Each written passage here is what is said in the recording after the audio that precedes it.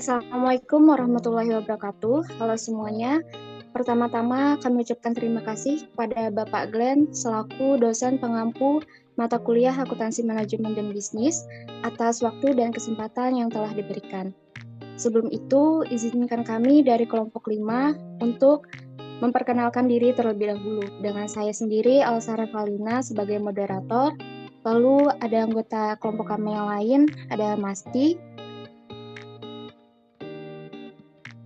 Silva, Joy,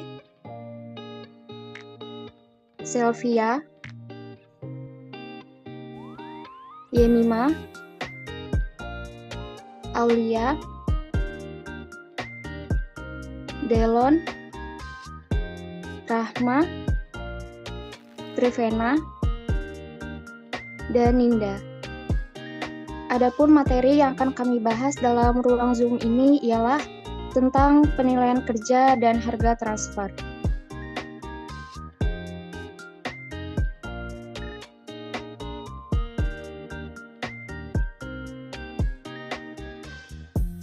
Langsung saja masuk pada pembahasan pertama, yaitu penilaian kerja. Dalam akuntansi manajemen, penilaian kerja adalah proses mengukur dan mengevaluasi seberapa baik suatu perusahaan atau unit bisnis mencapai tujuan yang telah ditetapkan. Proses ini melibatkan pengumpulan data keuangan dan non-keuangan, lalu menganalisisnya untuk mengidentifikasi kekuatan, kelemahan, serta peluang untuk perbaikan. Dilanjutkan dengan pengukuran kinerja pusat investasi. Pengukuran kinerja pusat investasi ini dilakukan dengan menghubungkan laba yang dihasilkan dengan aset yang digunakan untuk menghasilkan laba tersebut. Adapun cara pengukuran kinerja pusat investasi yang pertama yaitu dengan menggunakan laporan laba rugi variabel dan absorpsi. Yang kedua dengan menggunakan return on investment. Yang ketiga dengan menggunakan residual income. Materi selanjutnya akan dipaparkan oleh rekan saya, Masti.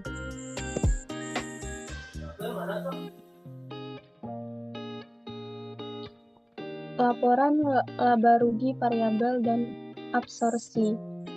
Pengukuran biaya variabel ada dua, yaitu perhitungan biaya variabel yang juga disebut perhitungan biaya langsung, hanya membebankan biaya manufaktur variabel ke produk. Biaya ini meliputi bahan baku langsung, tenaga kerja langsung, dan overhead variabel. Selanjutnya, pengukuran biaya absorpsi. Perhitungan biaya absorpsi membebankan semua biaya manufaktur pada produk. Biaya ini meliputi bahan baku langsung, tenaga kerja langsung, overhead variabel, dan overhead tetap.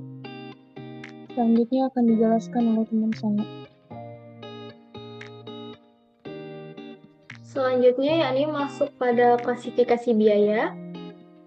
Pada biaya produk, terdapat perhitungan biaya absorpsi yang mencakup bahan baku langsung, tenaga kerja langsung, overhead variabel, serta overhead tetap. Sedangkan pada perhitungan biaya variabel, biaya produk mencakup bahan baku langsung, tenaga kerja langsung, dan overhead variabel. Pada biaya periode, perhitungan biaya absorpsi meliputi biaya penjualan dan biaya administrasi. Sedangkan pada perhitungan biaya variabel, biaya periode mencakup overhead tetap, biaya penjualan, serta biaya administrasi. Biaya produk per unit merupakan dasar bagi perhitungan harga pokok penjualan. Karena itu, metode perhitungan biaya variabel dan absorpsi dapat mengakibatkan angka laba bersih yang berbeda. Perbedaan tersebut terjadi karena jumlah overhead tetap yang diakui sebagai biaya pada kedua metode.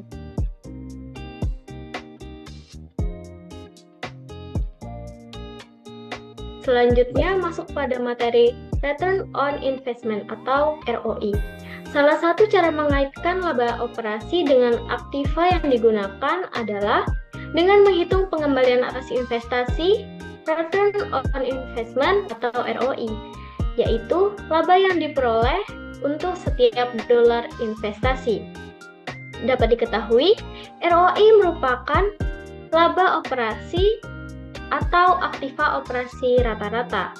Cara menghitung ROI dengan memisahkan rumusnya dalam margin perputaran, yakni dapat dilihat sebagai berikut. ROI sama dengan margin dikali dengan perputaran. Dapat diuraikan, ROI sama dengan laba operasi dibagi penjualan, dikali dengan penjualan, dibagi aktiva operasi rata-rata. Ini akan dilanjutkan oleh rekan saya.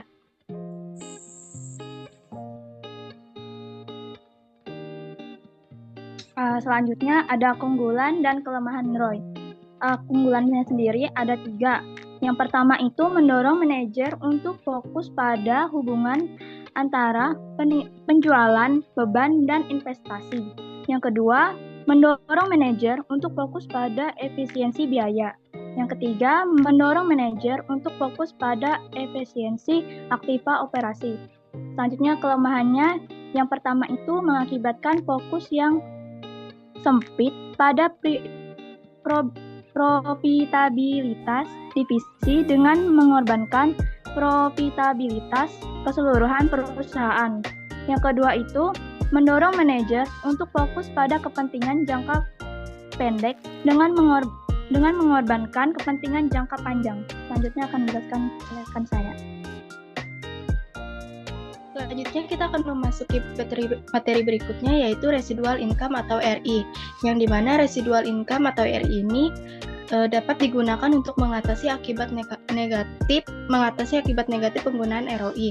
Maka RI dapat digunakan sebagai mengukur kinerja pusat investasi, yang dimana RI atau laba residu adalah jumlah rupiah, bukannya suatu rasio yang dihitung dengan mengurangkan biaya modal dan laba operasi bersih.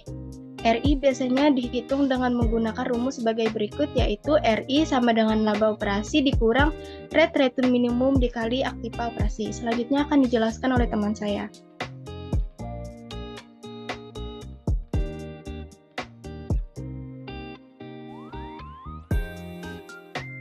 Baik, selanjutnya ada keunggulan dan kelemahan dari RI. Adanya RI, semua unit bisnis mempunyai tujuan laba yang sama untuk investasi yang sebanding. Yang kedua, keputusan yang meningkatkan ROI suatu pusat investasi mungkin menurunkan laba keseluruhan.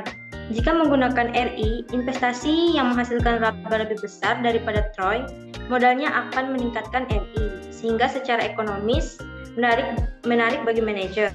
Yang ketiga, jika menggunakan RI, maka dapat diterapkan tingkat bunga atau biaya modal yang berbeda untuk tipe aset yang berbeda. Selanjutnya ada kelemahan. Yang pertama, sulit menentukan biaya modal yang tepat karena sifatnya yang berubah-ubah, sehingga bisa menghasilkan perhitungan tidak akurat.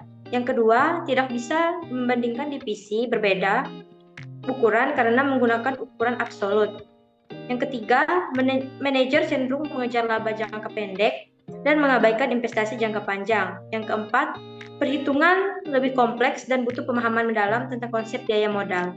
Selanjutnya akan dilanjutkan oleh teman saya. Kemudian ada materi harga transfer.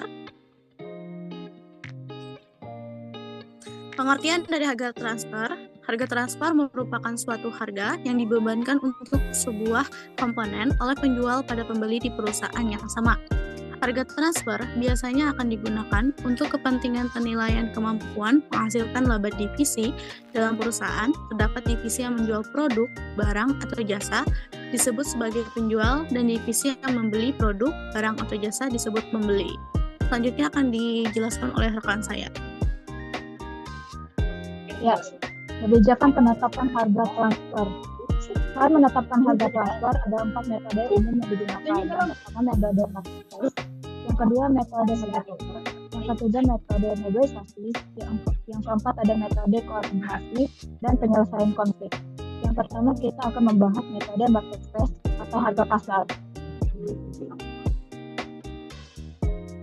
di mana harga transfer dihitung berdasarkan harga yang berlaku. Metode ini paling sering dipilih karena dianggap paling adil.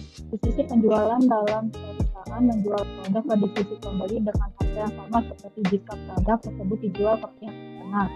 ini memastikan bahwa transaksi internal mencerminkan realitas sehingga menghindari keseimbangan harga dalam perusahaan. Selanjutnya akan dijelaskan oleh rekan saya. Yang kedua yaitu metode harga pokok. Metode harga pokok produksi dihitung berdasarkan biaya yang dikeluarkan untuk memproduksi barang ditambah dengan laba. Metode ini digunakan apabila tidak diketahui nilai pasar, produk atau jasa. Berikutnya akan dilanjutkan oleh rekan saya.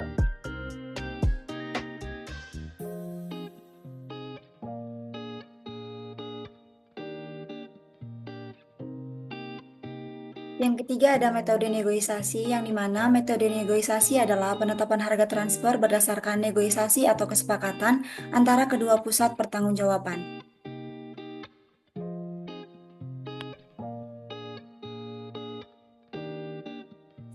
Yang selanjutnya adalah metode koordinasi dan penyelesaian konflik. Metode ini digunakan apabila tidak ditemukan kesepakatan dari negosiasi yang dilakukan sebelumnya dalam penentuan harga transfer, yang menyerahkan dan mempercayakan penentuan harga transfer secara tertulis kepada pihak arbitrator. Selanjutnya akan disampaikan oleh teman saya.